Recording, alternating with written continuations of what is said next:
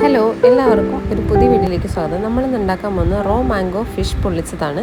ഒരു 600 ഗ്രാം വരുന്ന കാളാഞ്ചിയാണ് എടുത്തിട്ടുള്ളത്. ഫിഷ് മാരിനേറ്റ് ചെയ്യാൻ വേണ്ടിയിട്ട് നമുക്ക് ഫസ്റ്റ് ഒരു പേസ്റ്റ് ഉണ്ടാക്കണം.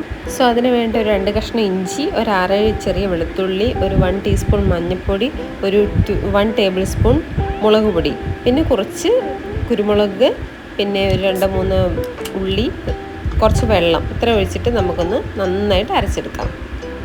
എന്നിട്ട് അതിലേക്ക് ആവശ്യത്തിനുള്ള ഉപ്പും ഇടുക. എന്നിട്ട് നന്നായിട്ട് അതൊന്ന് ഇളക്കി വെച്ചിട്ട് അതിലേക്ക് പുളിക്ക് വേണ്ടിയിട്ട് നമുക്കൊരു നാരങ്ങ നീരും കൂടി ഒഴിച്ചു കൊടുക്കണം. ഒരു നാരങ്ങ വേണ്ട, ഒരു ഹാഫ് നാരങ്ങയുടെ നീര് മതി. അതുകൂടെ ഒഴിച്ചിട്ട് നമുക്ക് സെറ്റാക്കി വെക്കാം. ഇനി നമുക്ക് അത് മീനിൽ തേച്ച് കൊടുക്കണം. മീനിൽ തേച്ച് കൊടുക്കുന്നതിന് മുന്നേ അത് നന്നായിട്ട് വരയണം കേട്ടോ.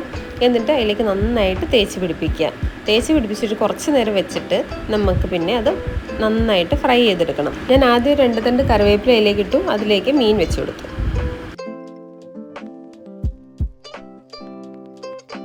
വലിയ മീനായതുകൊണ്ട് ഫുള്ളൊന്ന് വേവാനായിട്ട് ഇച്ചിരി സമയമൊക്കെ എടുക്കും. അതിനിച്ചിരി എണ്ണ ഇങ്ങനെ മേളിൽ കോരി ഒഴിക്കുകയോ അല്ലെങ്കിൽ കൂടുതൽ എണ്ണയിൽ വറക്കുകയോ എന്ത് വേണേലും ഇഷ്ടമുള്ള പോലെ ചെയ്യാം കേട്ടോ.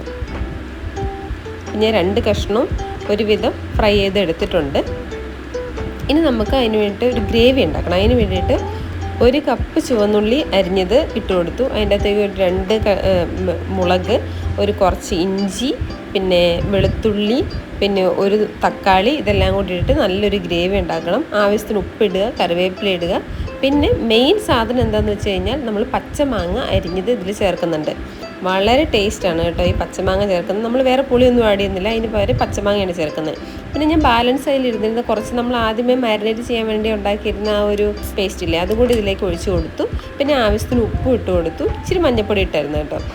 അപ്പം അതെല്ലാം കൂടി ഇട്ട് ഗ്രേവി സെറ്റായി. എന്നിട്ട് ആ ഗ്രേവിക്കകത്തേക്ക് നമ്മൾ വറുത്ത് വെച്ചിട്ടുള്ള മീൻ വെച്ച് കൊടുക്കാം.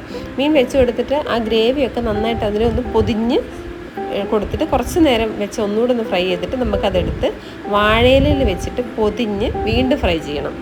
അപ്പോൾ വാഴയില ഒന്ന് വാട്ടിയെടുക്കുക. അതിലേക്ക് നമ്മൾ സെറ്റാക്കി വെച്ചിട്ടുള്ള ഫിഷിനെ എടുത്ത് വെച്ചിട്ട് നമുക്കതൊന്ന് നന്നായിട്ട് പൊതിഞ്ഞ് കെട്ടിയെടുക്കണം.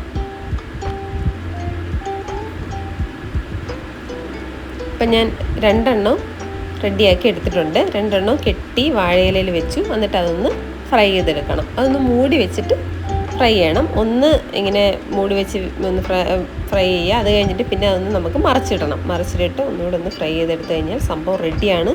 സൂപ്പർ സാധനമാണ്. എല്ലാവരും ടേസ്റ്റ് ചെയ്ത് നോക്കണം.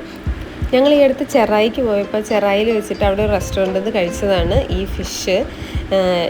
റോ മാംഗോ ഫിഷ് പൊള്ളിച്ചതെന്നായിരുന്നു പേര്. അപ്പോൾ ഞങ്ങളത് ട്രൈ ചെയ്ത് നോക്കി കഴിഞ്ഞപ്പോൾ അതിലെനിക്ക് തോന്നി സാധാരണ കുടംപുളിയോ വാളംപുളിയോ അതിന് പകരം ഇവർ ഇട്ടിരിക്കുന്നത് പച്ചമാങ്ങയാണ്. അപ്പോൾ അതൊന്ന് ട്രൈ ചെയ്ത് നോക്കാമെന്ന് വിചാരിച്ചിട്ട് ഞാൻ വീട്ടിൽ വന്ന് ട്രൈ ചെയ്ത് നോക്കിയതാണ്. സൂപ്പർ ടേസ്റ്റിയാണ്. എല്ലാവരും ട്രൈ ചെയ്ത് നോക്കണം. ഓക്കെ, അപ്പോൾ പുതിയ വീഡിയോ ആയിട്ട് വീണ്ടും കാണുന്നവരെ നമസ്കാരം.